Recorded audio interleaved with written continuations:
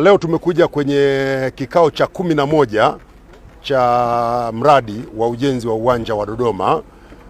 Tumekuja kuangalia maendeleo, lakini kikao hiki ni mahususi kwa ajili ya kupata taarifa ya mkandarasi na mshauri elekezi juu ya hatua iliyofikiwa. Tumejulishwa kwamba mpaka sasa tumefika 15% katika mradi huu na sasa kazi inakwenda kwa kasi kubwa. Hapa niliposimama ni kwenye moja ya maeneo ambayo yamekamilika kwa maana ya kujenga zile ngazi ambako vitakuja kujengwa viti vya kukaa watazamaji wa uwanja wa Dodoma. Ni uwanja utakaokuwa na watazamaji 32,500 na inawezekana ikafika 33,000.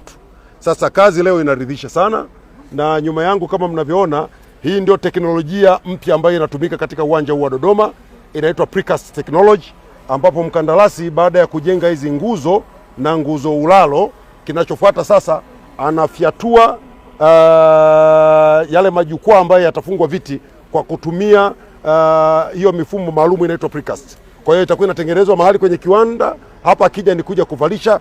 Itatusaidia kazi kwenda haraka, lakini uwanja kuwa katika sura nzuri zaidi, na hili limetufurahisha wizara kwa sababu mkandarasi tulipomwambia kwamba mradi umechelewa na tunataka aje na mpango wa namna ambavyo atafidia muda uliopotea, akaamua kuja na teknolojia hii ambayo itatusaidia kuokoa muda, lakini uwanja utakuwa vizuri zaidi, na kwa kweli matokeo yake tumeanza kuyaona.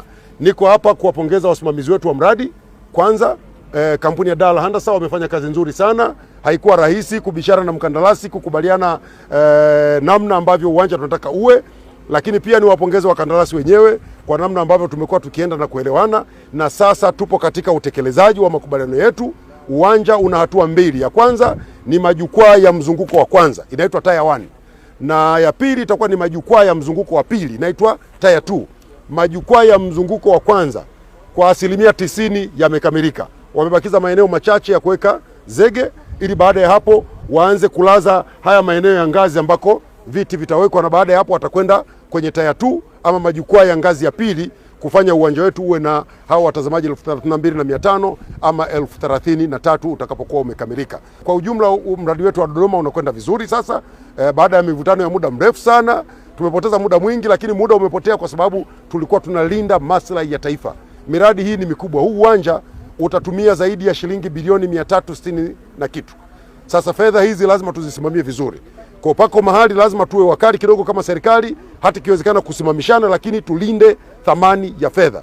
Tupate uwanja unaofanana na fedha ambazo nchi yetu inakwenda kulipa, na kwa kweli tunamshukuru sana Mheshimiwa Rais kwa kuridhia kujengwa uwanja huu na kuhakikisha kwamba Dodoma ambayo ni makao makuu ya nchi inakuwa na uwanja unaofanana na makao makuu ya nchi, na sasa tuna uhakika uwanja wa Dodoma unakwenda kujibu kiu hii ya muda mrefu ya miaka mingi ya kuwa na uwanja mzuri. Wakandarasi wametuahidi kwamba mpaka mwakani mwezi wa 12 watakuwa wamemaliza mradi huu, na sisi tunahakikisha ule mpango kazi tunausimamia kwa ukaribu ili kusiwe na nyongeza ya muda, na tunashukuru Wizara ya Fedha, kila tulipohitaji fedha walikuwa wanatupatia, na sasa mkandarasi ameshaanza kuomba fedha nyingine kwa sababu kazi inaonekana, na sisi tutahakikisha tunafukuzia hizo fedha zitoke kwa wakati ili asisimame katika utekelezaji wa mradi wake.